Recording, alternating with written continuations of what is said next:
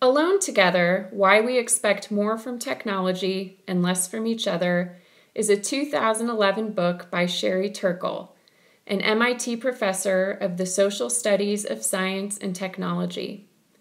Alone Together is a synthesis of her decades-long research on the relationship between humans and technology. The book draws mostly from her observations and 450-plus interviews since 1996. In Alone Together, Turkle offers two stories, today's narrative of the network and tomorrow's narrative of sociable robots. She describes the central purpose of her book as a way to mark time for an opportunity to reflect on our values and direction as a society. Her essential question is, how are computers changing us as people? Her essential answer is, for the worse. As we consider how to harness rhetoric's digital power, Turkle's book invites us to think about how and if the technologies we use, be it Twitter or Padlet, are building real community and real connection in our classrooms. If they are not, we must reconsider them. Part 1 of Alone Together focuses on what Turkle identifies as our determination to turn computers into humans and humans into things. We have arrived at what she calls the robotic moment, a cultural readiness to think about robots doing what people used to do. It's hard to deny that we're there. Just think about some of the movies that have come out recently. Big Hero 6, a personal favorite, is about a robot Baymax and his friendship with 12-year-old orphan Hero. The big, doughy robot captured all of our hearts and saved the day. I love him. But if a robot makes you love it, is it alive? Of course not, Turkle says. But the problem is that we can't help but think it is, and this illusion is dangerous. In the future, robots may be widely used as companions for the sick and elderly. And in Japan, where the aging population far outnumbers the young, they are already being widely used as companions. Imagine this scenario. You have an elderly mother with dementia in a nursing home. You are only able to visit a few times a month. However, there is a robot doll available that she loves to interact with. The robot makes your mom smile and can even talk to her. Would you want to give your mom the robot? Many people that Turkle interviewed said yes, if it would make her happier, why not? But Turkle notes that eventually people come around to anxiously asking the question, don't we have humans for that? A world with robot companions or even caregivers, whether for seniors or children, may seem like a sweet deal at first.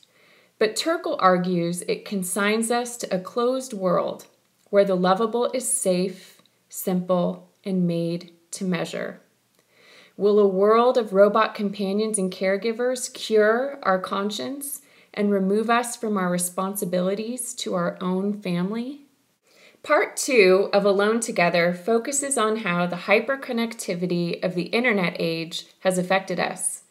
Turkle focuses on adolescence because she's particularly concerned by what this connectivity does to early human development. Her research reveals several disturbing trends. She writes about teens who long for a pre-internet world they never knew, who long for a dinner where they have actual conversations with their parents, who always seem too wrapped up in their devices. While technology denies teens connection, it also denies them solitude, Turkle points out.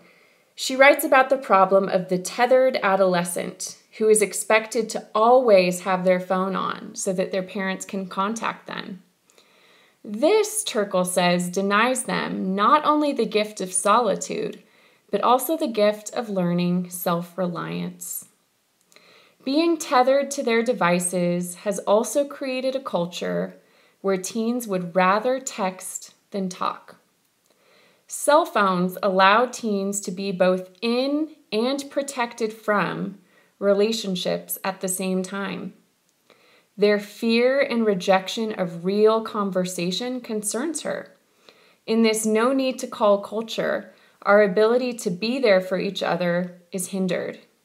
Instead of sharing intimately and openly with friends, many teens are turning to confessional sites like Post Secret to share what's in their hearts and minds.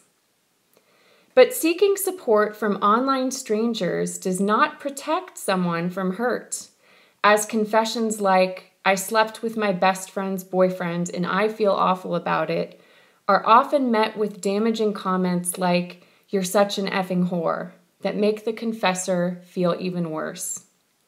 In a real community, Turkle says, people come through for each other in hard times. They are willing to hear each other out even if they don't like what is being said.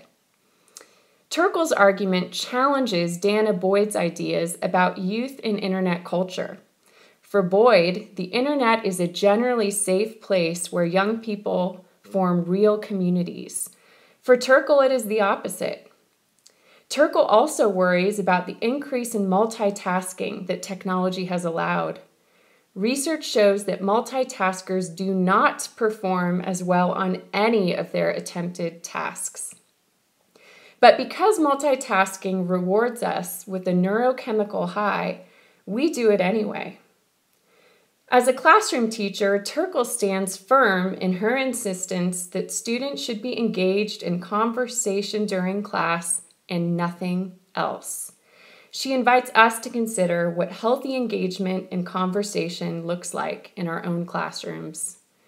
It is time to look again to the virtues of solitude, deliberateness, and living in the moment, Turkle concludes. We deserve better, and we shall have better if we decide to take control of our own technology.